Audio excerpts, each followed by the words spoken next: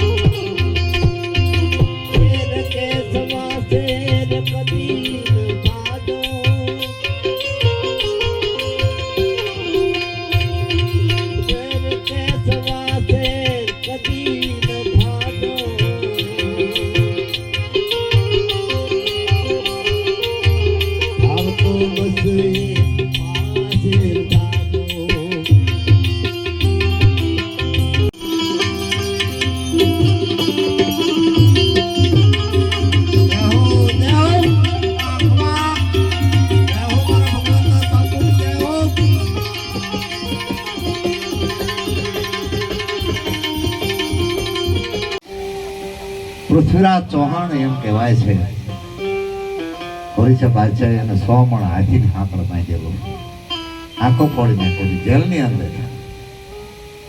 ત્યારે એનો આવી ગયેલું દુઃખ, ताना है रहना नहीं मरना है 220 2 दिन की जिंदगी है। एक दिवस की जिंदगी में